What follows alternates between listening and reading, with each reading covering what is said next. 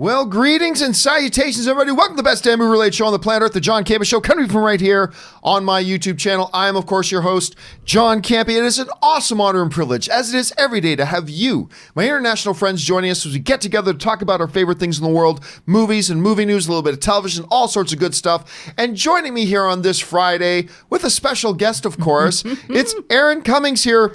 And Aaron, you got a little friend there on your lap. Yes, in honor of Star Wars Rise of Skywalker, the opening weekend, Joey Bishop has her little Chewbacca outfit on. Petco got a new shipment last night, and they had a size small, so she's all dressed up and warm and snuggly. Tell us a little bit about that outfit. She's like, you've got several outfits for her that you have, and you dress her up in every now and again. What are some of your favorites? Well, so at the 100 million views party the other night, we had her dressed up as C-3PO. And she might have a costume change later this afternoon. Well, really? There might be another one for this show. We have another little outfit. You know, if she hated it, I definitely would not force her to do it. But she seems to actually like it. She likes it whenever people compliment her. She's so calm. She's just chill. She is the sweetest, calmest dog I've ever seen ever. Anyway, guys, we do have a bunch of things that we need to talk about here today. It's Friday. Congratulations for making it through to the end of another week. So we're going to jump right into our live questions, and then we're going to take jump right into our main questions, and then we're going to take live questions from you guys. If you guys want to fire in live questions for us to address in the second hour of the show, you can do it one of two ways. One, the preferable way, is to look in the top of the description of this video, and you'll see a tip link. Use that link, submit your question that way, or you can use the super chat feature right here on YouTube, and we will get around to your question in the second hour of the show. But for now, let's go on to our main questions. And how do we select our main questions here on the John Campea Show? Well, it's really rather simple. You see, you guys come up with them by sending them to us by going to www.thejohncampeashow.com/contact. Once you guys get there, you're going to see a form. Fill it out with your topic or question, hit submit, and then maybe, just maybe, you might see your topic or question featured here on the John Campea Show. With that down, let's move on to our first main topic today. And our first main topic today gets sent in to us from Billy Joe 316, who writes, "Hello, and thank you for all your hard work." Well, thank you for that, Billy. I was curious, do you think that Cats released this weekend against Star Wars so that they can blame Star Wars for the lack of interest and the loss of money instead of the real reason of the movie actually being bad? All right, thanks a lot for sending in that question, man. And of course, Cats came out the other day, and to some of the most hilariously negative reviews I've seen. And you guys know I've had high hopes for Cats just because Tom Hooper is directing it, and I love his work. I think he's a fabulous director, but the reviews for it have been horrible. Really comically bad, to the point that the Boston Globe, a reputable, film, critique kind of outlet, is using the words, my eyes, oh God, my eyes." So that's part of it as well. So the question is, do we think they put it out against Star Wars to purposefully blame any lack of money on Star Wars? No, absolutely not. The studios don't care about what reasons people think a movie didn't make money. All they care about is how much money a movie makes. And honestly, putting Cats up against Star Wars was not a bad idea, because it's what we call in the industry counter-programming. We've seen it work before many, many times. A huge blockbuster movie coming out, but if you put out another movie that's a completely different kind of movie, it can also do pretty well. That's why they put it out against Star Wars. They wanted it in the Christmas season. They thought putting it as counter-programming against Star Wars would work, and they thought they might have had a pretty good movie on their hands. Of course, we know now it's probably not, but it has nothing to do with how well or how not well the studio thinks it's going to do at the box office. That had nothing to do with it. They put it there because they thought it could work. And when they announced the release date of this movie, they had no idea what critics were going to think about it at the time. So no, I don't think there's anything there to worry about on that level whatsoever when it comes to that stuff. Anyway, Aaron, do you think there's a possibility here that maybe they purposely put Cats against Star Wars, hoping it would do badly at the box office, thus being able to blame Star Wars for it? Do you think that's what they're doing? No. Well, as you educated me recently on this show, these decisions about release dates happen way, way, way far in advance. And as we've seen from any of the interviews with the cast and any of the creators, not only did they not think that they had a terrible movie on their hands, I think that they thought they had like the best movie ever, because the interviews, everyone's so ecstatic and just, praising this film and ad nauseum. One of my favorite actually reviews of the film was a half digested hairball of a movie. I said that yesterday and I just still can't stop talking about it. But additionally, there is still a possibility that this film could financially redeem itself. Now, clearly, it's gotten terrible reviews. I hear that. And it's probably, they're estimating it's going to be maybe a $15 million opening weekend. I haven't heard, to be honest. I read somewhere it's about 15 million, which I think is being very generous. But let's not forget, The Greatest Showman opened to 8.8 million, which is very, very low. But because it continued to play in theaters and people started going to sing-alongs and really getting into the movie, it ended up grossing 435 million worldwide when all was said and done. Now, I have read that unfortunately, because of the what do you call it when you take a song and you kind of change it up a little bit? Not remixing, but the way that it's produced, I guess. Sometimes when they'll have a song that they do on The Voice or something, the way that they produce it, it's changed a little bit. And apparently, even the most memorable song of memory, ironically, in the show doesn't have the same flow that it does in the Broadway show that we all of us fans know and love.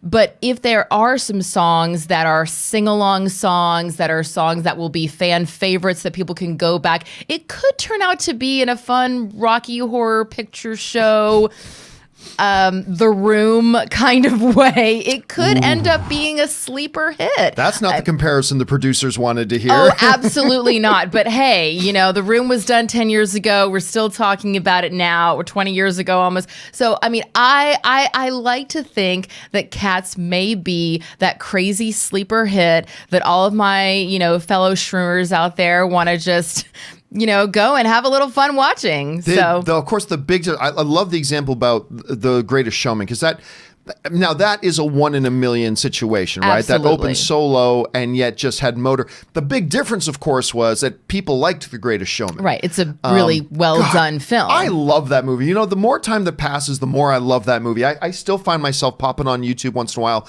and just bringing up song pieces and performances from it. I just love it. But see, Cats could be the same way, just really opposite. Really? I really want to watch this scene again. It's so bad. And why is there a cat flinging itself across the screen? But are people going to pay $15 to go to the theater to have that experience? It's going to be interesting.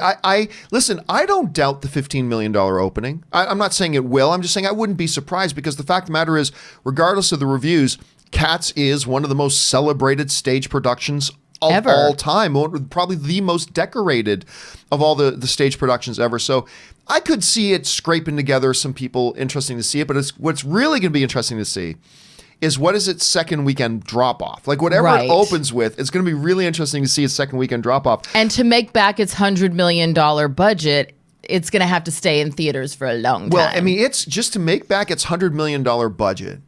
This movie's going to have to make in the neighborhood of $250 to $275 million. I don't know. Maybe people in Brazil love it. I mean, I don't know. We'll have to wait and see. Question is, guys, do you think there was any sort of, conspiracy stuff going on about why they put it on this weekend? Personally, I really don't think that makes sense, but maybe you guys do. Maybe you have some other, points of view on it that we're not taking into consideration. Jump down to the comments section below and let us know your thoughts. All right. With that down, let's move on to our second main topic today. And our second main topic today gets sent in to us by Biggie Cheese, who writes, "Hey, John, is Joker or Knives Out more likely to get a sequel? Both had a great lead actor. Both exceeded box office prediction or expectations. Both have a chance at being nominated for Best Picture. And this is just an opinion, but they're my two favorite movies of the year. I think Knives Out is better. So which do you think is more likely to get a sequel? All right, thanks a lot for sending that in, man. And listen, I wholeheartedly agree with you. There's a lot of similarities between these two films. Great lead performances. Fabulous movies. Both of them are in my top 10 favorite movies of the year list for sure. Both have a strong possibility of getting Best Picture nominations, all that kind of stuff. Which one has the bigger chance of getting a sequel? Well, it depends on how you look at it. If you go the normal route of trying to evaluate the sequelability, there I made up a word, the sequelability of a movie, the normal thing you go look at is how did it do financially? Well, they both did well. They both were profitable, but one really outshined the other. I mean, Joker made over $1 billion, $1.06 billion at the box office. I mean, the highest grossing R-rated movie of all time, all that kind of stuff. Now, you go to Knives Out, which had a very modest $35 million budget.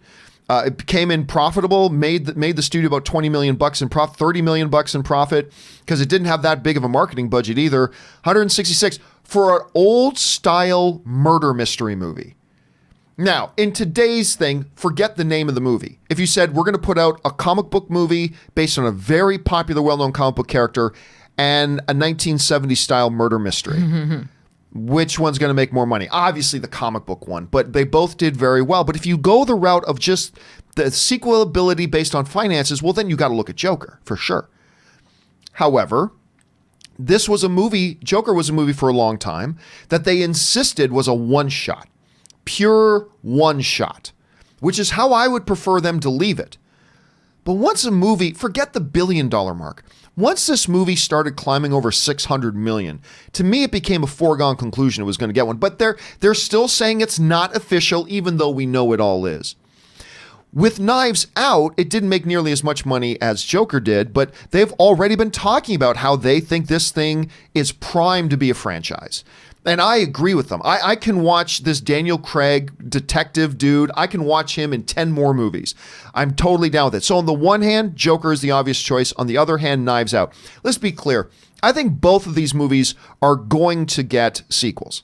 I think they're both going to get sequels. I don't think there's much doubt of that. Which is more likely? Man, money talks. So I got to say, well, I think they are both going to get these sequels. I think the most likely one here is going to be Joker. Aaron, you're looking at the situation here. I think they're both fabulous, fabulous movies. Loved both of them, both in my top 10. But if you had to put $5 down on if somebody said to you, only one of them is actually getting a sequel, which one would you bet it's going to be? Knives Out. Really? Not even a question. And here's why. Because I agree with you. Money talks. At the same time, Joaquin Phoenix has proven through his career that he's not someone who's just going to respond to a big paycheck. And he's also not going to respond to bullying from a studio. Daniel Craig and Rian Johnson have even before Knives Out, even before the film came out, they were already saying, hey, yeah, we would totally be interested in, discussing a sequel if it made sense. Rian Johnson was talking about that a month before the film came out. And he was also likening it to the Agatha Christie franchise of where you had the books where you had the single detective who came out. And if they can take a Knives Out 2 starring Daniel Craig, totally different setting, different cast, again, an all-star cast, and with the critical and financial success of the first one, it will be very easy to bring in some additional heavy hitters, Academy Award winners who want to come together to do a really great ensemble film that should get nominated for a Screen Actors Guild Ensemble Award, by the way. Just saying. I read a really funny thing that Todd Phillips said. He said that Joaquin Phoenix never actually agreed to do the movie, that they talked about it, that he'd enticed him, they spent a lot of time together, and that Joaquin was like, I don't know. And then all of a sudden he just showed up one day on set for a wardrobe fitting. And I was like, that's not really how it works. There's contracts, there's negotiations. How would they know what his sizes were? Like, you don't just, so I'm a little confused by that conversation. And ultimately, will there be a Joker 2?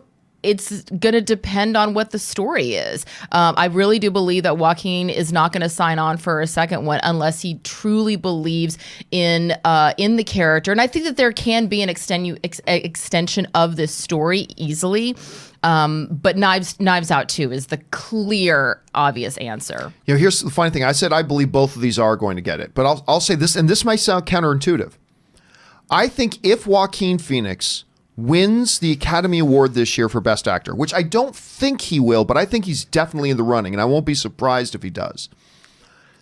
If he does, I don't think he'll do another Joker. Agree. I think if he wins that Academy Award, he's going to go, I'm not going to sully this. Yep. I'm walking away. I think other actors, and I don't think there's a right or wrong answer here. Right. I think other actors would go, well, man, now I really got to do another one. I just get the feeling if Joaquin Phoenix wins that trophy, he's just going to go, yep, done. Yeah. Put it away, and then look forward to his next project. I don't know. Question is, guys, what do you think? Like, I think both of these movies are just brilliant. They're both successful. They're both going to get Oscar buzz. But if you had to bet that one of them had the bigger chance of getting a sequel than the other, which one do you think it is? Jump down to the comment section below and let us know your thoughts. All right. With that down, let's move on to our third main topic today. And our third main topic today gets sent in to us by Geeky Gator, who writes, the last two Lego-related films from Warner Brothers have been big disappointments at the box office. According to The Hollywood Reporter, Lego's deal with Warner Brothers has expired, and they may partner with Universal instead, who has been more successful in animation with Illumination. Do you think Lego movies can succeed at another studio, or is the idea too tired now? All right, thanks a lot for saying that in, man. And what he's talking about specifically is, yes, the deal between Lego and Warner Brothers has lapsed. It's done. It's over, and apparently they chose not to renew. Whether that was Lego's decision not to renew the deal, whether that was Warner Brothers' decision not to renew the deal, it's done. Now step in Universal, who see a lot of potential in Lego still, and they're still talking about trying to revamp this whole thing. Some people might, and I could understand why, be tempted to say, well, wait a minute. Why on earth would Warner Brothers not want to re-up with Lego? I mean, Lego Movie was a huge hit. Everybody loves it. I mean, all this kind of stuff. Everything is awesome. I love that song. The unfortunate reality, though, is since that first Lego movie, while they've put out some real quality stuff even after the first Lego movie, it has been diminishing returns. I mean, exponentially diminishing returns. I mean, when we take a look at this, the first Lego movie shocked everybody. And I was one of the people who said, what a stupid idea. You're making a movie about plastic building blocks? Seriously? And it was awesome. I love that movie. Made $468 million at the box office. Then, a little while later, they decide they're going to make a spin-off movie of one of the most popular characters from that movie and one of the most popular characters in media today, Batman, being voiced by Will Arnett. And they did a Lego Batman movie, which, by the way, is fantastic. That movie is wonderful. I almost have it on the same level as the original Lego movie. Some people even prefer it. It's fantastic, but it took a significant nosedive in box office that the first one does. You know, regular kind of thinking might suggest conventional wisdom would say that everybody loved Lego Movie. You got this extremely popular spin-off with an extremely popular character. It's going to do as good or better. And instead, even though the movie was fantastic, it did significantly less. Then they decided to go with the Lego Ninjago movie. Something that I have no experience with, but apparently a lot of the kiddies do. And you know what? I went to go see it, and I thought it was pretty damn good. I had nothing about Ninjago, but I went to go see it, and it was actually pretty damn good. But it again took a significant nosedive at the box office, making $123 million. Then comes Lego Movie 2, or the Lego Movie, the second part. Not as good as the Lego Movie. I honestly, it wasn't bad, but I didn't like it. But there's that. But still, it made $191 million, but that represents over a 50% drop well over a 50% drop, probably a 60% drop from what the first Lego movie made, especially considering that it was so beloved and it was so wonderfully done and all that kind of stuff. And it took probably over a 60% drop from what the other one did. So on the surface, I could see somebody, Aaron, saying, why on earth wouldn't Warner Brothers re-up? I think here's the situation. They made some good movies. Lego Batman's great. Lego Ninjago is actually pretty dang good. Lego the second part, not so much, and yet the box office continued to drop. With that in mind, do you see some wisdom here in Universal stepping in, thinking they can maybe breathe fresh life into it? Or was the novelty of a Lego movie fulfilled in that first Lego movie and that's it? Now they should walk away. I don't know. How do you see this? I love the Lego movies. I love the Lego movies. I will watch them all day, every day. I think they're so entertaining. They're so fun. The music is really uplifting. The characters are really just like goofy and silly. And it's a movie that you just want to dive right into. That being said, I love the move to Universal as well. I think WB had their time and they did their thing, and that's great. But what Universal does so well is they really amplify their animation. I mean, look at what they did with the Despicable franchise, the Despicable Me franchise, the Minions. I mean, even if you didn't see the Minions movies, you know what a Minion is, you know what a Minion looks like, and if you are anywhere in the Los Angeles area, all you have to do is drive up or down the 101 and you will see a gigantic Minion at the top of Universal Studios. And that's another reason why I think that this could be successful, because if I'm working at Universal, if I'm the studio executive at Universal and I bring in the new Lego franchise, the first thing I'm doing is talking to the theme park people and saying, okay, how can we get a Lego ride or a Lego world in the same way they have Harry Potter world and they have the Minions rides? You know, that way there's automatically that reminder to people, oh, here's all these fun characters that you love. And what do people do? They immediately go out and watch the film. And I hate to be that person that talks about star power in animation, because ultimately we want to believe that it's the quality of the voice actors and you don't need, you know, Cameron Diaz and Mike Myers in order to make a film successful. That being said, it is worth pointing out, while you were going through all those stats, which I appreciate that, I was just doing a little IMDb search. The first Lego movie came out in 2014, starring Chris Pratt. What also came out in 2014 was Guardians of the Galaxy, starring Chris Pratt. Chris Pratt was also doing Jurassic? Nope. The TV show Parks and Rec. Parks and Rec. So here you have an actor who is literally on top of the world doing every late night talk show. And while he's on those talk shows, he's like, I've got Guardians of the Galaxy and I've got Lego. Like, he's everywhere. So therefore, Lego Movie is everywhere. Then the second one comes out starring Will Arnett, who I love and I think Walks on Water is fantastic.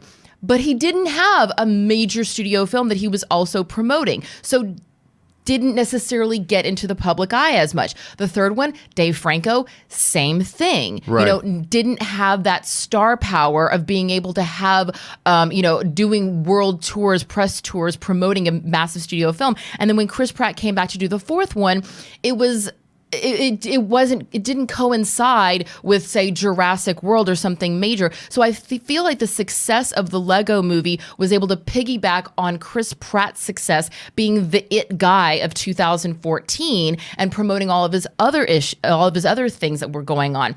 What I would love is for Universal to take this franchise, breathe some fresh life into it, put a Lego ride at Universal Studios in Florida and in California, and to, you know, really pump it up and give it a little bit more star power. And I think we're golden. This is an interesting point of view on that. Like, I would love to see that, because again, 3 out of those 4 movies I actually quite enjoyed, especially the Batman movie and the original. Guys, if you haven't seen that Lego Batman movie, you really got to see that Lego Batman movie, because it is sharp and smart and just really fun. So guys, question is, what do you guys think? Do you think the move to Universal, a good change of scenery maybe, is the shot in the arm that the Lego franchise needs? Do you think maybe it's just played out? How do you guys feel about it? Jump into the comment section below and let me know your thoughts. All right. With that down, let's move on to our fourth and final main topic today. And our fourth and final main topic today gets submitted to us by Geeky Gator as well, who writes in, Shazam 2 was recently announced to re-release April 1st, or to be released April 1st, 2022. And I just realized that Spider-Man Into the Spider-Verse 2 comes out only a week later on April 8th, 2022. They're both family-friendly comic book movies and probably have a very similar audience. So do you think one will move? If not, which movie will succeed more? All right, thanks a lot for sending that in, man. And listen, I've been saying for a while, some people get worried, this big movie and this big movie are opening the same month. Listen, I've always said, I believe as long as you open two big movies and two similar movies 2 weeks apart from each other, I think you're okay. Because by the time you're getting to a movie, if you separate it by 2 weeks, that means the first movie is entering its third weekend in the box office. By that point, it's going to be about a 75% drop from its original opening weekend. So there's still money to be had there. All that kind of stuff. I believe as long as you just give 2 weeks buffer, you're fine. You're not wrong, man. Shazam and Spider-verse are two movies that are definitely going after the exact same audience. They're both comic book properties. Yes, one is going to be in the animated medium and one is going to be in the live action medium, but therein the differences end. They are both, their originals are fantastic. I love the Shazam movie and I love Spider-Man. I thought Spider-Man Into the Spider-Verse was the not third best comic book movie, not third best animated movie. I thought Spider-Man Into the Spider-Verse was the third best movie, period, of that year. I thought Quiet Place was the best one I saw. I thought BlacKkKlansman was the second best one I saw. And I thought Spider-Man Into the Spider-Verse was the third best one that I saw. I just thought it was that damn good. And I love Shazam as well. They're opening just 7 days apart, 1 week apart. And I'll be honest with you, I don't know what Warner Brothers and I don't know what Sony is thinking by having these two movies that are so similar, appealing to such similar demographics, opening 1 week apart. These two films are going, look, I'm not saying, that these films can't both still do well, Aaron. I'm not saying they can't both still do well. What I am saying, though, is neither will do as well as they potentially can opening 7 days apart from each other. And even if one wins out over the other, I still think the winner would have done better if it doesn't open within 7 days of the other.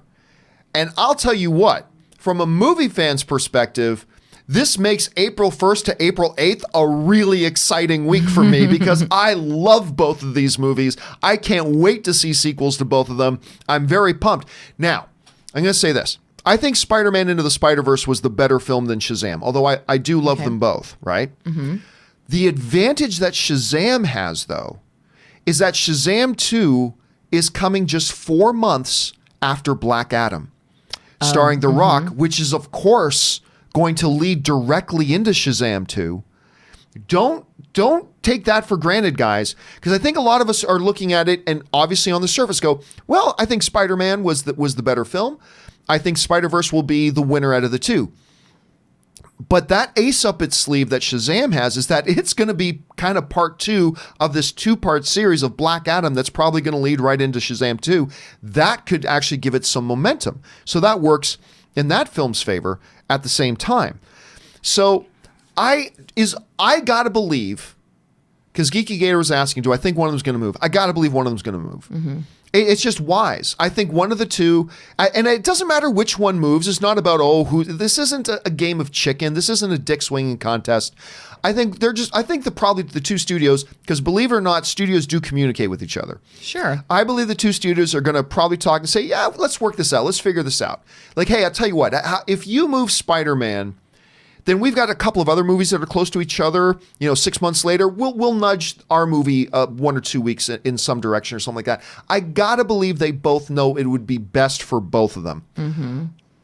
If they don't move, I think Spider-Man Into the Spider-Verse makes more money at the box office than Shazam does, even though Shazam's got that Black Adam ace up its sleeve. Wow. But I think cooler heads will prevail. I think they'll both realize the right thing to do is for one of them to move, and that'll benefit both of them. So, but I'm excited for both. Anyway, Aaron, let me ask you this. 2 questions here. Do you think they're going to keep their dates, or do you think they're going to move? And secondly, let's say they don't move. Which one ends up being the bigger box office hit, Shazam 2 or Spider-Man Into the Spider-Verse 2? Well, my initial thought on why they would be released so close together is because that time of the year is around spring break for a lot of schools. Yeah. So it was like maybe I thought maybe they were banking on the idea that, parents are going to want to have activities to do with their kids for those parents who are not going out of town. And the more kid-friendly movies, comic book style movies that are in theaters that can go ahead and take up 6 hours of their day being, watching 2 films, then great, all the better. But I agree with you. I do think that having that buffer zone of a week in between and releasing one of the films later on, say, April 15th would be the better move. I like to think that Shazam would actually do better because, as you mentioned before, having the momentum and having the previous films being able to push the enthusiasm and the excitement and the marketing, you already have a built-in marketing budget for, that's already kind of laying the groundwork there. So I'm going to go with Shazam, even though I loved Spider-Man Into the Spider-Verse. That was my preferred. So the question here then, guys, becomes for you. What do you think the studios are going to do? Do you think they're going to keep the same release dates? Do you think one of them's going to move? If they stay, which one do you think turns out to be the bigger hit? Which one do you think is going to be the better movie too? I don't know. For me, that's a coin toss because I loved both of these films deeply and passionately. So for that part, for me, is a coin toss. But what do you guys think? Jump down to the comment section below and let me know your thoughts. Okay, guys, with all of our main topics down and out of the way, we're now going to go into the live question portion of our show and start taking your live questions. But before we do, as we like to do, we're going to take a quick 4-minute break here so we can stretch our legs, rest the voices, refill our drinks, use the bathroom, all sorts of good things. So if you guys will hang tight with us, we will be right back. Don't go anywhere. We'll see you in just 4 minutes.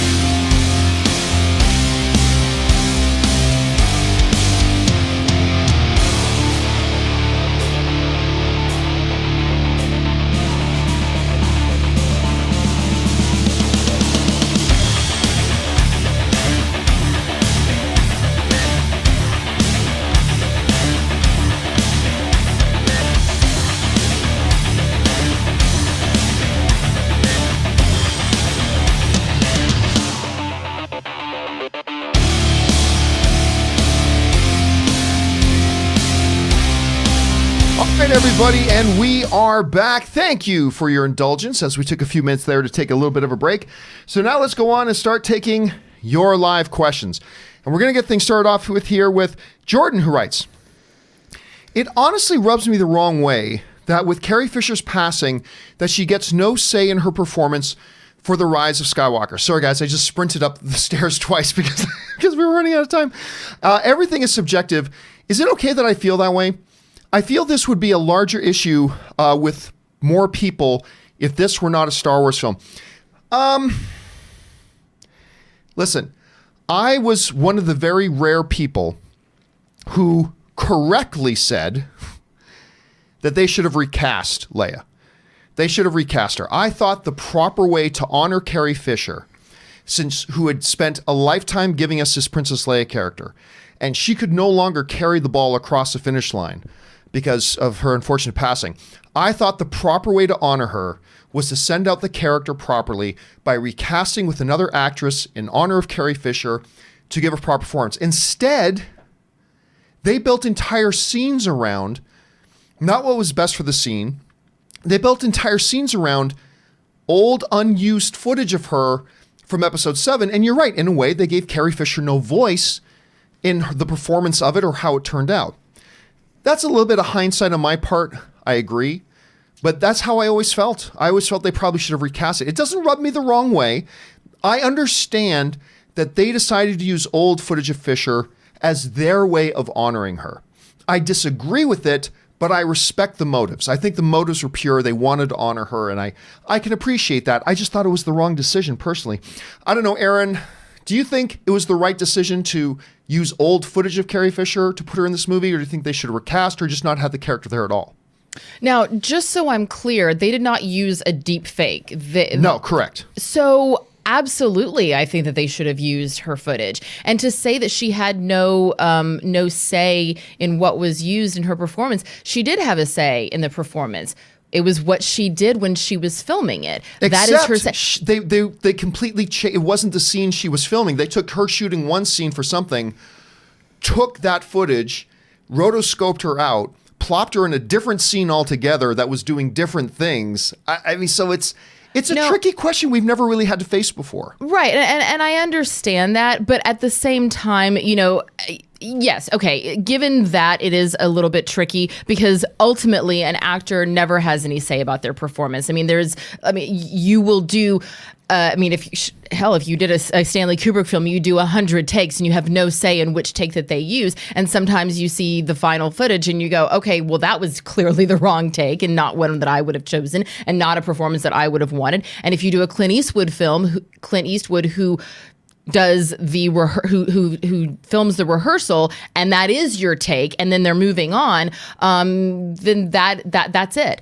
So I feel like to say that you don't have she didn't have a lot of control or ability to have any say so over what was used, you don't really have that anyway. But I do understand if she's acting in one scene and then that performance is taken and put into a context of another scene, it does become a little bit tricky. But I agree with the fact that they said in order to honor her legacy, we're going to let her finish out a character that she started with, and not replace her. Just keep it. Oh my God, Joey. Oh God, she just farted. Oh, that was me. I'm sorry. Oh my God, it's No, it really wasn't bad. Do you want me to put you down? Oh. Okay, She might have pooped on my I will hand. say this, though. I will say this. One of the things I didn't like about, because everybody knows I didn't like The Rise of Skywalker, unfortunately. I didn't hate it, but I didn't like it. One of the things I really didn't think worked was the Leia scenes. So you felt like her performance was out of place and out of context? It became clear to me that every scene she's in, and I'll talk more about this on the spoiler discussion. I won't go into details On here. But Sunday. On Sunday. Every scene she's in, you can tell this wasn't the scene they wrote organically. This was, well, this is the footage we have of her, so let's write a scene around that and try to force it to look like it works and try to force it to make it look like it fits into this movie when it was shot for an entirely different movie. Well, that's a different story. If it actually compromises the film, I thought it compromised the film. well, then there you go. And there's plenty of examples of where an actor has passed on or has not been able to perform the role, and there's ways of getting around that storyline. I mean, do you think, having seen the film, that they could have not had Leia present, like referred to her, said, "Oh, well, General Leia, mentioned that we're supposed to do this," and had her reference, but not actually used knowing her? where they wanted to go with the movie, her presence was necessary, which again just kind of reinforced to me, I thought the best way to honor the character and thus honoring her would be to recast it and Who do the would you character have cast properly. her with? Her friend Meryl Streep. I think who she was lifelong friends with. I think that would have been a great one of the greatest actresses of all time, who was close friends with Carrie Fisher. I think that would have been, in that way, you could do the character justice. And by doing the character justice, that's how you honor Carrie Fisher. But again, I Or was with in her the minority. sister, Jolie Fisher, who I just saw at the Geffen Theater doing Key Largo with Andy Garcia. I was there too. I saw that too. You did? Yes. I went to go see that as well because two people from Mayans are in it. So the main guy is the big bad guy from Mayans, and the old blind man was also in Mayans with him. So we went to go see that. But we were there on the Tuesday night that they did the Q&A afterwards. Oh, got it. Yeah, but we did go see that. So anyway, we need to move on. Yes, we moving took on. way too much time on one question. All right, Jordan writes, finally, 5 slots in the best makeup and hairstyling Oscar category, no longer 3. Why has it taken this long? Last I checked, there was makeup and hairstyling in every film. Some more naturalistic than others, but so many titles to honor. You know what? Sometimes, like when visual effects, I think for a while visual effects had like 3 nominees. I mean, Sorry, Joey just jumped on the camera. okay, we'd have like 3 nominees. And stuff like that you can get, but that's because there were a limited number of films that utilize that. Right.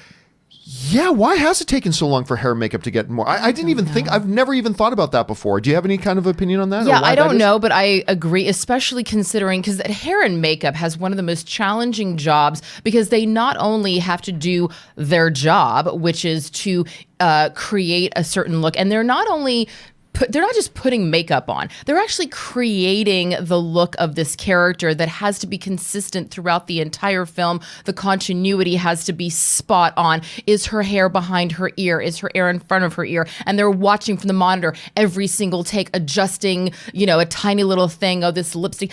After every tear that falls down, they're fixing it.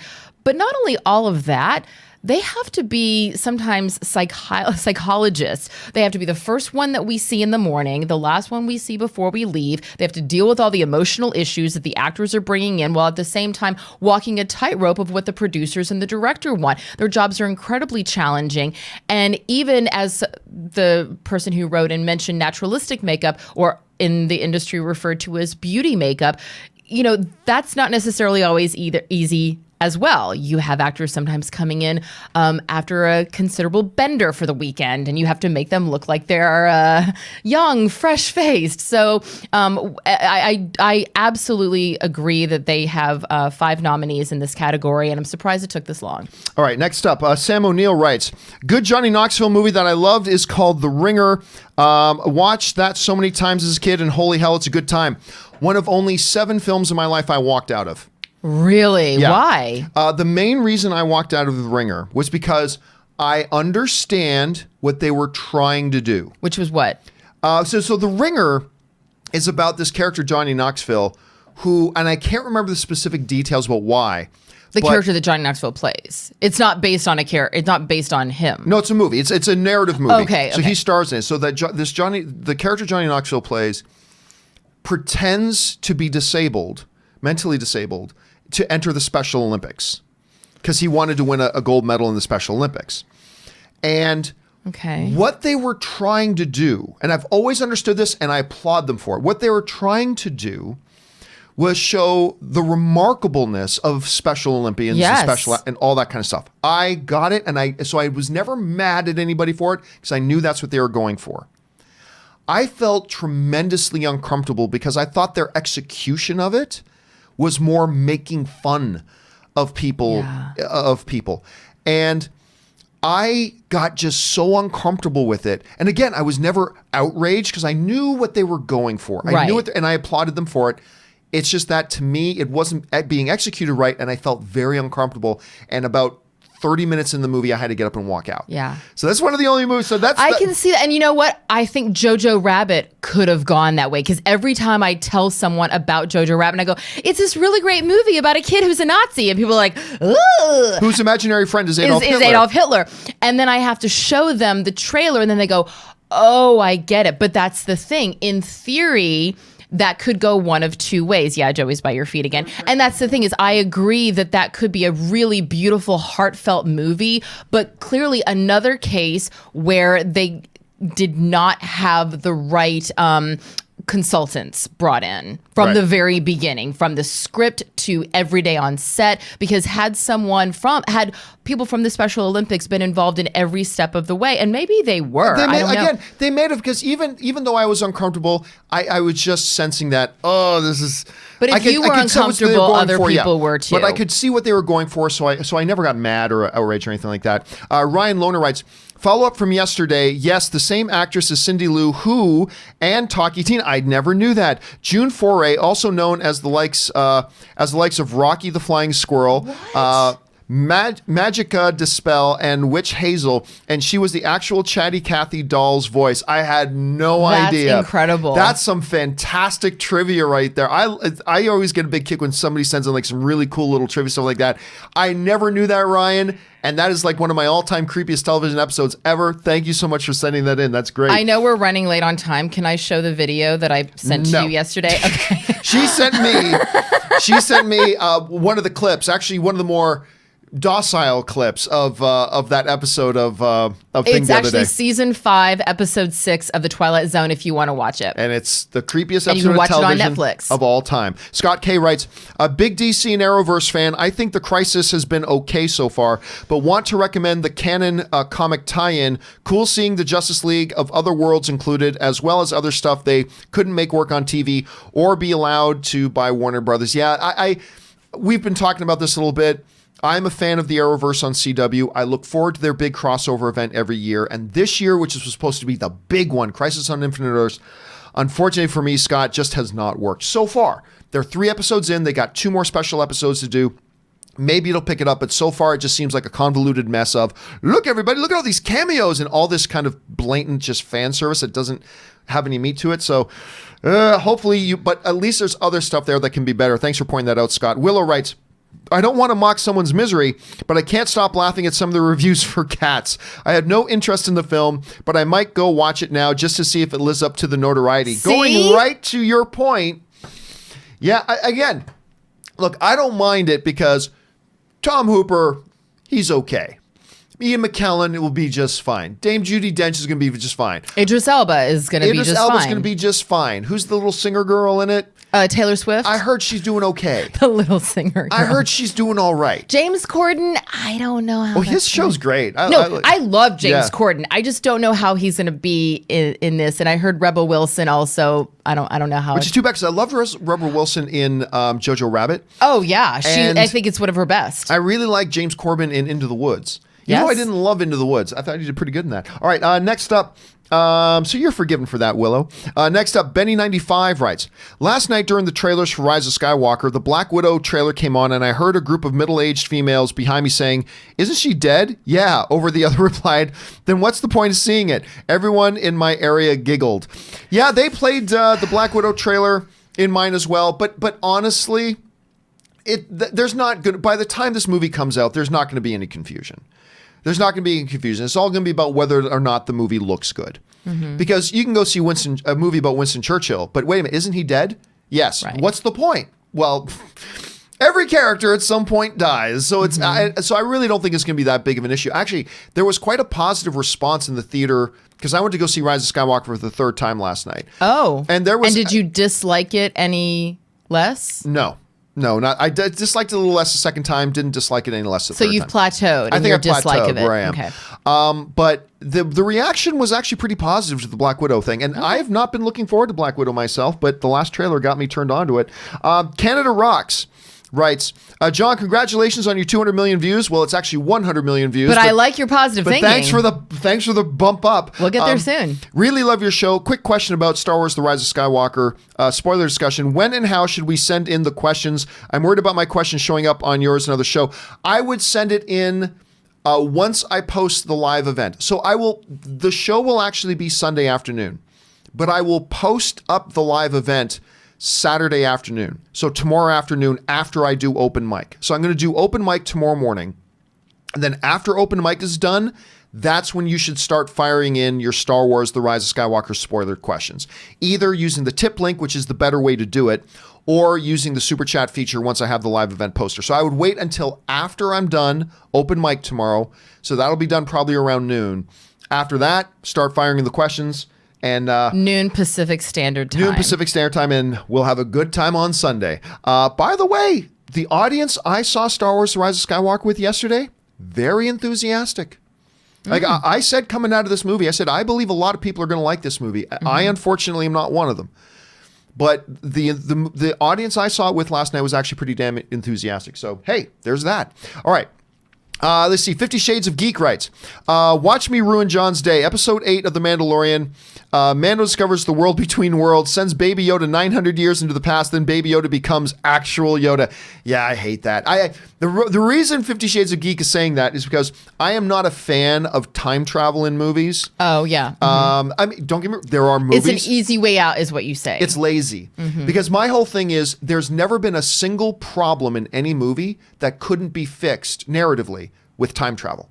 Any obstacle a character faces in any movie in history could easily be fixed if they had time travel. So to me, time travel is a lazy man's tool. Yes, but for me, my issue with time travel is always that when they're fixing one thing, they're also disrupting 20 other things. But they ignore and that. they never address that. Yeah, but they never ignore it. Now again, there are movies that focus around time travel that are wonderful. Star Trek: The Voyage Home. Hot Tub Time Machine. Oh God, I love Hot Tub. But that's spooky so comedy, but I love Hot Tub. It is so good. Not so much the second one, but the first one is so good. Back to the Future. Oh, of course. Right? So, I mean, that's great, but yeah, I would not be happy with that. What about Bill and Ted's Excellent Adventure? I'm not a Bill and Ted's fan.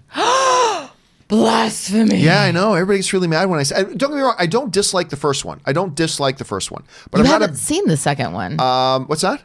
Well, you haven't seen the second one. You mean the third one? Wait. There are two. There are? Yes. There's Bill and Ted's Excellent Adventure Keanu and Bill and Ted's Bogus Journey. Yeah, but did Keanu and yes. Oh. And you were just calling me blasphemy. Apparently, I'm not as big of a Bill and Ted's fan as I thought I was. Okay, let's move on here. Jay Bling writes, the biggest disappointment with the reviews for Cats is I had hoped to read about people's sexual fantasies surrounding Idris Elba as a cat. I have no idea what that's supposed to mean. Well, but hold on, because Idris Elba is playing Magical Mr. Mistopheles, is he not? I don't know the Cats musical enough enough because to tell. Jason Derulo is playing Rum Tum Tugger, and Rum Tum Tugger is the tomcat who like gets all the, lady cats all hot and bothered. So he's the more sexual of the cats. Magical Mr. Mistopheles is more of like he can do anything, and I remember he did like 12 pirouettes and he does fouette turns and just very fancy cat. I did not know any. And he lights up and he does something new every day. acrobats. You may have forgotten about the second Bill and Ted, but you knew all that. So you learned something new Rum every Tum day. Tugger. I remember seeing that cat when I was in junior high, and I was like, I'm pretty sure that cat just made me start puberty. Tugger is quite the innuendo name. Okay, Java Man in Hong Kong writes. Second movie recommendation, A Bridge Too Far, 1977, directed by Richard Attenborough. Epic war with stars Sean Connery, Gene Hackman, Michael Caine, Anthony Hopkins, Elliot Gould, Robert Redford. I didn't remember that. I've seen the film, but I saw it many, many years ago. I don't remember Anthony Hopkins in it. Elliot Gould, Robert Redford, Ryan O'Neal, James Caan. Not many talk about it this day. I got to go back and revisit that. Is that a war movie? Yes. Okay. But that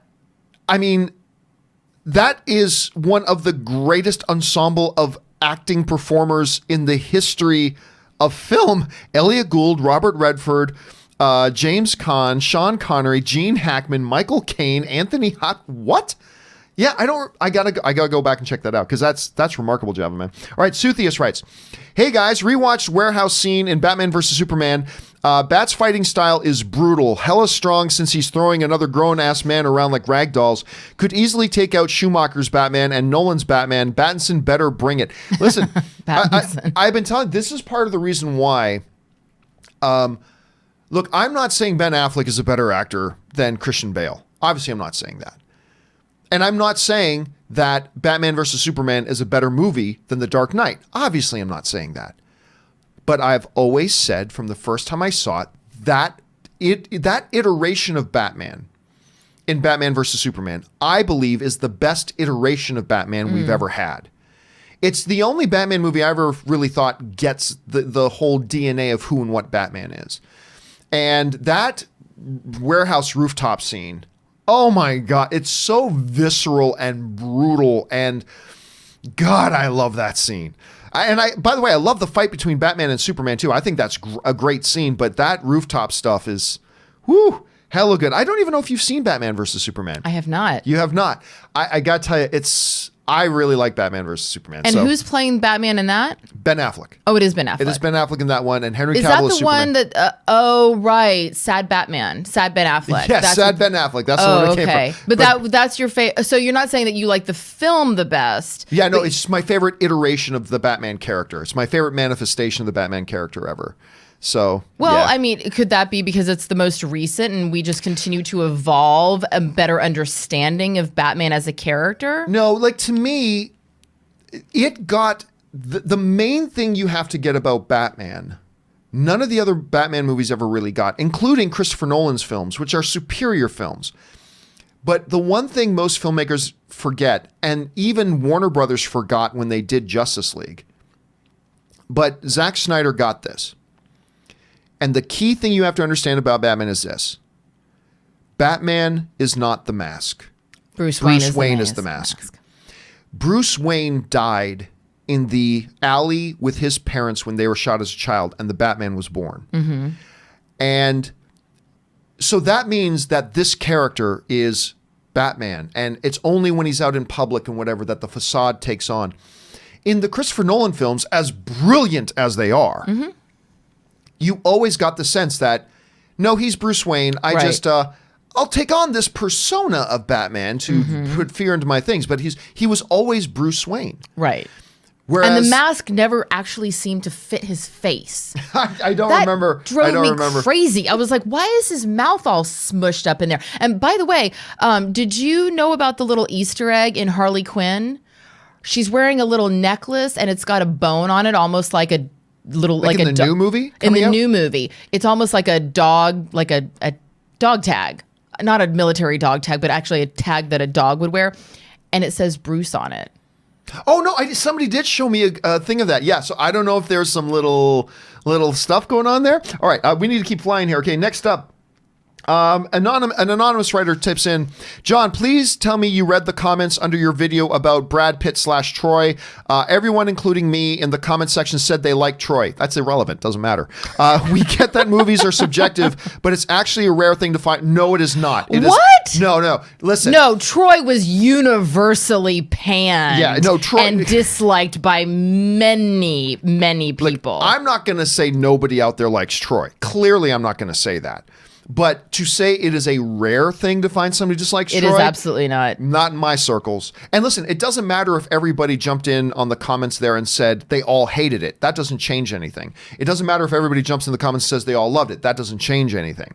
But believe me, it is objectively incorrect to say that it is hard to find somebody that doesn't like Troy. It's not difficult. It's not impossible to find people who do like Troy either. And that's great. All film is subjective. Just because one person likes something doesn't mean the other one doesn't. So there's all that. But yeah, I'm not worried about that. Believe me, it's not difficult to find people who don't like Troy. Experience Today writes, my wife and I had a great time at your party. Oh, I'm glad you guys came. Despite little sleep, you stayed for us to get a chance to meet. You need to be in Tokyo to support Cody next year. Best of luck on the house hunting. Don't laugh. Who is Cody and what's Cody happening in Miller, Tokyo? who does the Best Movie, Worst Movie podcast with me and Rob. Yeah, okay. Olympic gold medal swimmer he's Yes, going to be. yes. So we've already started, Ann and I have already started looking with Cody's wife, Allie. We've been looking Are you going to Tokyo for the Olympics? We're thinking about it. I want to go. I mean, really? like, I won't like get in on your thing, but maybe like, we'll get you the know, whole John Campea crew to just all go over support Cody at do the a live Olympics and show stuff there. like that. Yeah, Tom is actually talking about going to Japan in January with a buddy of his. They're calling it Japanuary, and I'm just letting him do that. We're thinking about it. I mean, look, I Okay. believe. I'm not sure. I haven't talked to Cody in like 2 weeks. I think he still has the Olympic trials to go. I still think he has to clear the Olympic trials. So once he clears that hurdle, then we might be going to. This is for the Summer Olympics. Yes. Okay, Yeah. No well- swimming in the Winter Olympics, as far as I know. Well, I forgot what The polar bear thing he event. was in. You know, he could have been the ice luge. I have no The whole idea. point of it is to survive. Well, You keep have me to- posted. If I book a pilot and I've got a lot of disposable income and I'm on hiatus for the summer, then I will be Yes. looking to burn my money and find something fun to do. But thanks for coming to the party experience. All right. Dassy writes, so with the reveal of Rey's lineage, well, we're not going to talk about that. Mohammed Osman writes, hey, John, having seen Rise of Skywalker, do you feel that this new trilogy was ultimately unnecessary, or do you feel these films add to the experience of watching the entire saga? Perhaps Disney could have focused on creating standalones instead. Well, for those of you who've watched me for any period of time, you know the very first thing I'm going to say. No movie in the history of cinema was ever necessary. There's no such thing as a necessary. There's no movie we've ever needed. Did we need this new trilogy? No, but we didn't need Avengers Endgame either. But it was great to get it. I think these overall have added to it. I mean, I love The Force Awakens. I unabashedly, nowhere near as good as the original trilogy, but I love it nonetheless. I'm not really happy with this last one, but no, I think this does add to it. Is it necessary? No film is necessary, in my opinion. And that includes these ones. But am I glad that they're there? Yeah, I'm glad they're there, even though I didn't like the last one. So that's just me. An anonymous writer writes, saw Rise of Skywalker. The movie is so outlandish, it borders on utterly ridiculous. At the end of the movie, okay, so you're not giving any spoilers, right? At the end of the movie, a key dramatic moment for Rey. I laughed. Visually gorgeous movie, but the movie spends far too long undoing The Last Jedi. C-. To some degree, I agree. To some degree, I mean, obviously, this is not a movie that I like. So I don't know if I would call it utterly ridiculous, although there are certainly things about it that are utterly ridiculous, but we'll talk about that yesterday. But again, I think there's enough positive stuff there that I believe a lot of people are going to like it. And the theater I was in last night was very received the movie very positively. Not everybody did, because I had a few people stop me coming out of the theater to tell me that they really didn't like it, but a lot of the people did. So, I mean, we're just gonna have to wait and see how that all works out. So I see where you're coming from. Patrizia writes, John, you won't believe this. The Rise of Skywalker show I saw started at 9:45 p.m. I get in my seat at 9:45. Guess what? What time the movie started at? 9:51. Wow. Nice. 2 trailers, Top Gun and Tenet. That's it. Do you know how close I was to showing up 25 minutes late? I would have flipped. That's part of the reason. And again, I'm going to do, sometime very soon, I'm going to make a video on how movie theaters need to stop showing how many trailers they show. It's too much and it's too long.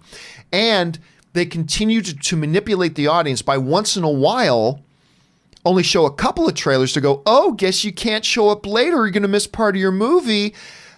It's got to stop. It's ridiculous. And it's confusing. And it's time that I paid for. When I buy my movie ticket, to sit in your theater and you say 7 o'clock showtime, that's my time. Because I paid you for that time. This isn't free cable TV. This isn't whatever where you show ads. That's fine. I paid to be there. I did not pay money for you to show me 25 minutes of ads. But anyway, I'm not going to go off on that in general. So it's good that they showed the short thing, a short amount of trailers. But again, it's part of the manipulation to go, you better not show up too late. You better be in your seat to watch all of our trailers because you might miss the movie. It's infuriating. Ben Dejo writes, The Mandalorian is cool, but it seems to me like I can watch it without sound on and still get the same out of it. I don't know that I agree with that. No, because how would you read Mando's lips? He doesn't have any lips showing. They're under his helmet. So how would you know what he's saying? Doesn't make any sense. I don't know that I agree. I think there's narrative there. I think there's story there. And I think there's character there. But hey, to each their own. And that's totally cool. But I'm might be an interesting thing to try. Go back and watch an episode and see how well it fares without the sound. That's difficult, though, because I already know what the story is. So you'd have to be able to do it fresh. You'd have to be able to do it clean. So but also, I don't know. Why would you want to? Yeah, I don't know. Like, for instance, there is a movie like Sucker Punch. Mm-hmm. Okay. That is a infinitely better movie if you watch it with no volume. Because if you can make up the story in your own head to that movie, it's a much better movie. Okay. Visually gorgeous. But I don't know. All right, next up, Taki75 writes, Star Wars fan after watching The Rise of Skywalker, now I understand how Indiana Jones fans felt after Crystal Skull. Ooh, that's harsh. That's harsh. A little bit of nuke in the fridge there. A little bit of nuke in the fridge there, Taki75. You hit below the belt. Adam Martinez writes, the Tenet 6-minute IMAX prologue in front of The Rise of Skywalker is absolutely amazing. So intense. Have you seen it? Nope, I haven't seen it because I didn't go to watch. When I watch movies I really want to watch, I actually don't go to IMAX. I go to Prime theaters. That's just my favorite viewing experience. But we just talked about the trailer the other day. Yeah. Which we both thought was great. I can imagine looks incredible in IMAX. Yeah. And I would love to see. I would actually go. But like a 6-minute thing. I would like to go to an IMAX movie just so I can see the 6-minute IMAX Tenet trailer. Yeah. I mean, which is exactly why they do it. But I'd be tempted to do that as well. Let's see. Adam Martinez writes. Oh, that was Adam Martinez. Cinema Reviews writes, Doom Patrol Season 2 has begun production. Love that show. I flexed the wrong muscle. That's all you got to say. If you walk into a room and you want to know, I wonder which people in this room have watched Doom Patrol Season 1. Just say, I flexed the wrong muscle. Whatever people start giggling hysterically, you'll know exactly who has seen. Because I'm going to guess you haven't seen Doom Patrol. I haven't. Is this another Letterkenny kind of show? No, it's a comic book-based show. Oh, okay. On the DC streaming service. And it's called Doom Patrol. Brendan Fraser is one of the stars of it. Oh, all right. I was way off. And it is fabulous. It is so bonkers. The fact that we got that show and The Boys and Watchmen all in the same year. Wait, so where can I watch Doom Patrol? You said the DC streaming service? Yeah, so I'm going to guess you probably don't have. DC has their own subscription streaming service. Another one? Yeah, there's another one. But don't worry about it. It's probably going to be folded into HBO Max. Once HBO Max launches, then you'll be good. It's too many. Patreon, Angry Irish Benjamin. Thank you for being a Patreon supporter, Angry Irish Benjamin. Writes in, sends in a really large one. So this one is going to get answered in its own standalone video, but we'll address it here quickly. For those of you who don't know, when people send in these things that are $50 or more, which I don't expect to happen often, but when they do, I like to honor that by also answering in its own standalone 3 to 5 minute video. But I'll just address it quickly here now. I've been enjoying a lot of Star Wars media lately, the films included. And John, I'm angry. Not because of the media is great, but because of the toxicity and gatekeeping that runs through the Star Wars fandom and apparently bigotry too. Ugh. Well, I mean, listen, this is obviously something that's been around for a while. All you have to do is just look what happened to Kelly Marie Tran. It is important to point out, and again, I'll go more into it when we talk about it in its own video.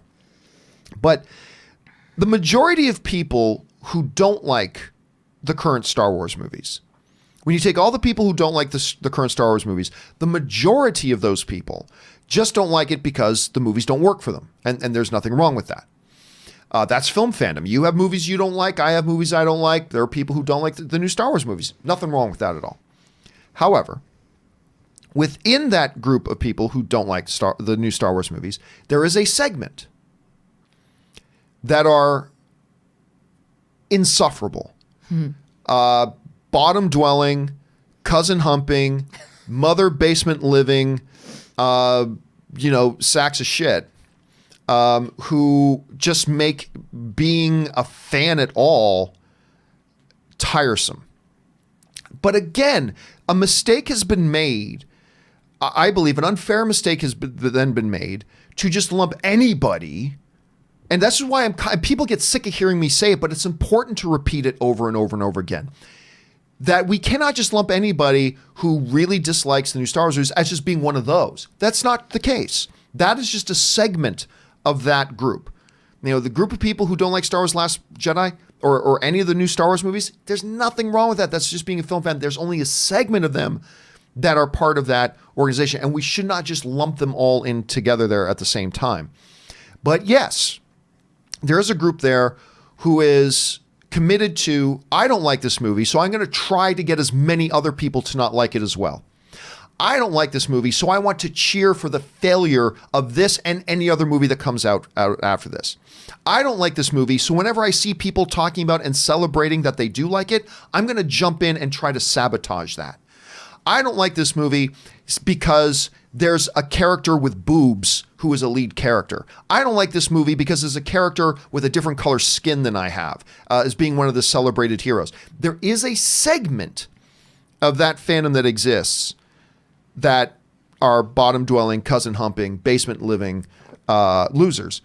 But we should never, ever, ever make the mistake of confusing that anybody who doesn't like these things as one of those. Because again, they are just a fragment. They are just a fragment. They're a loud fragment. They're a mouthy fragment.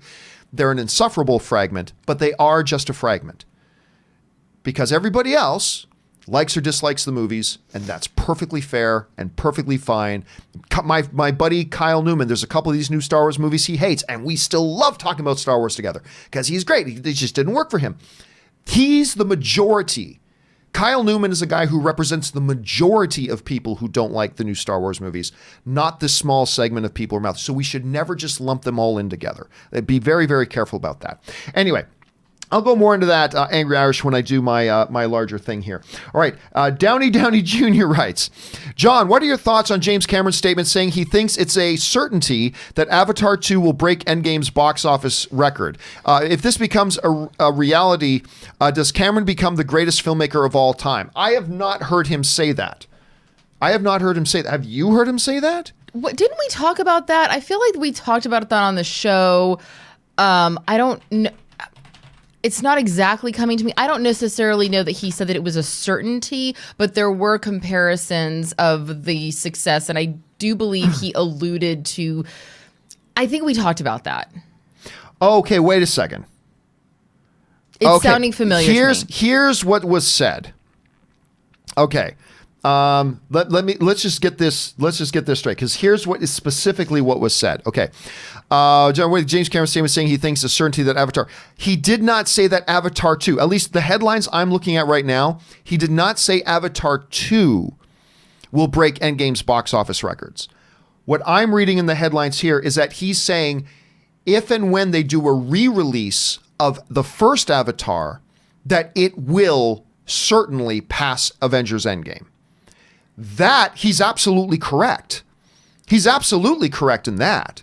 Like if they re-release Avatar to help promote, and Disney will re-release Avatar leading up to Avatar 2 to help promote Avatar. So that way Avatar will once again be the biggest film of all time, and they can promote Avatar 2 saying, come back for the follow-up to the biggest movie of all time. Disney will certainly do that. And he's absolutely right. When they do a re-release of Avatar, it will pass Avengers Endgame. But again, the stuff I'm reading is he's not saying Avatar 2 will pass Endgame. He's saying that if they re-release Avatar, that it'll pass Endgame. Is that saying that the re-release box office combined with the original release box? Oh, well then, yeah, if you're combining the two, because of course. Yeah. Well, I mean, in the same way that if Endgame was re-released Later 5 years on. later on, Endgame would end Yep. up having more money. You're going to have this game of hopscotch going on now through But the I years. also wanna and it's let- all Disney. Right. Disney wins. Hey, yeah, exactly. They're competing with themselves. But at the same time, I think that to connect the greatest filmmaker of all time title to whoever directs the film that makes the most money, I don't think that that's the way Yeah. that you determine the greatest filmmaker of all time. Not at all. Listen, There's Avatar's so many great. factors into why a film does well, and the person who's directing it, yes, has a certain degree of a responsibility for that. Of course, I don't want to take anything away from the filmmakers, but to say they're the greatest filmmaker of all time simply because they directed the movie that made the most money is just not correct. No, that's not like Avatar's a huge movie. It's great. I think Titanic was great. Won a lot of Oscars, but having the biggest box office does not equate to being. By the way, best director to ever direct comic book movies. I'm sorry. I mean, I like the Russo brothers. I like the Russo brothers very, very much. I idolize the Russo brothers. They're not Christopher Nolan. Right.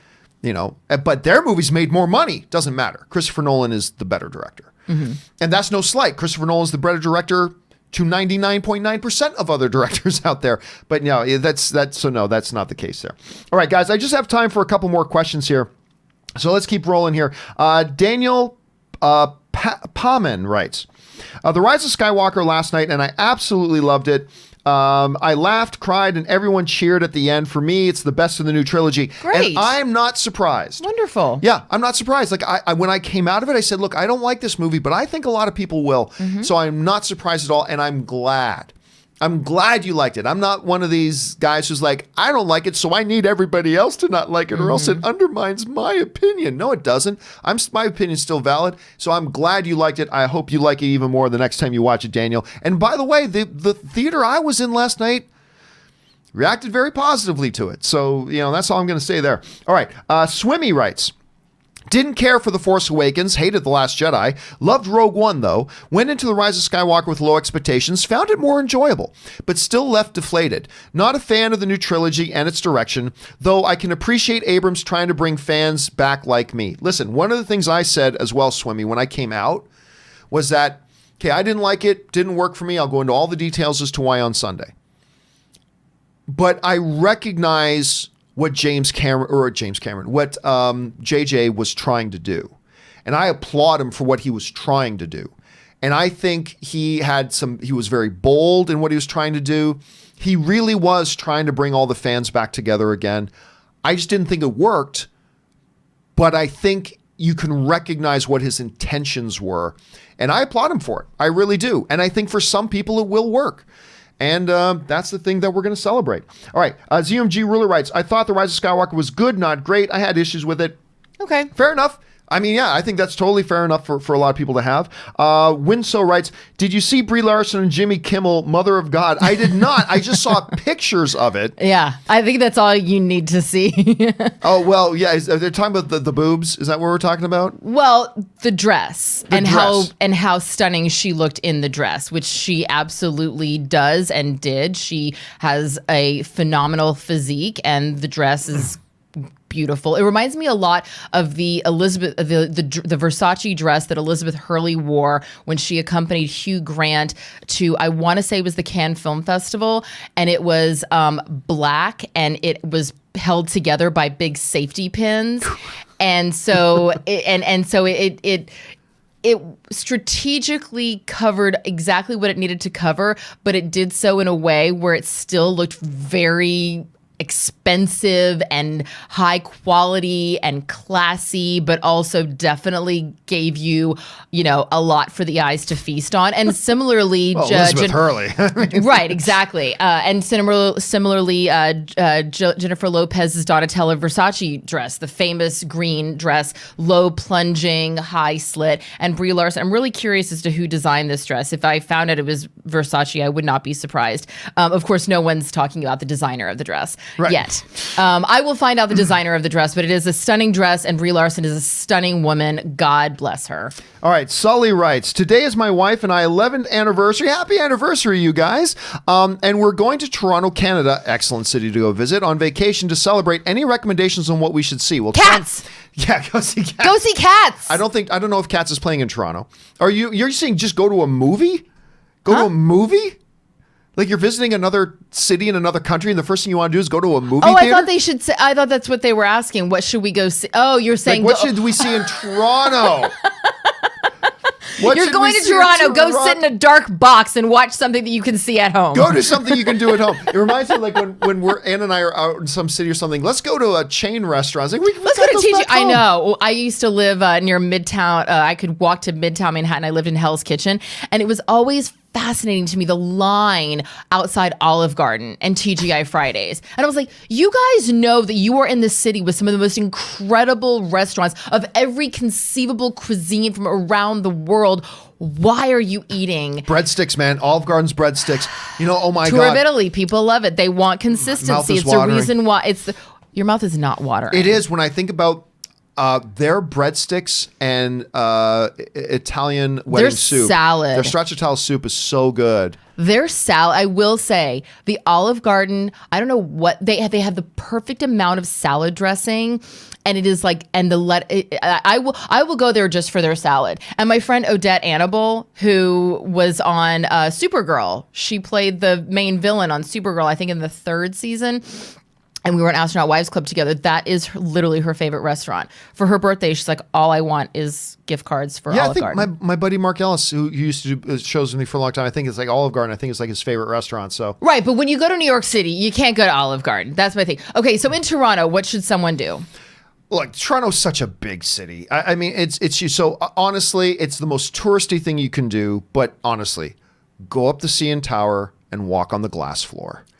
I mean, I can't because I have a fear of heights. I'll die. But I would do that. If you go up the CN Tower and go onto the glass floor, it's an absolute trip. You know what? There's a reason why touristy things are popular. Yeah, and that's why I go. love when people come to visit, because I get to do the touristy things without, being super annoyed. I get to live like a tourist for a day. All right, guys, listen, we need to wrap it up here today because I've got some things I need to attend to, unfortunately. So that will do it for now. But for everybody who has questions outstanding, Ivan Gonzalez, Roger Stickland, S. Beam, Mr. Steele, Hillary, on and on and on. Do not worry, guys. I am going to do a companion video to get all the rest of these questions answered. So watch closely for those. All the questions you guys sent in are going to get answered.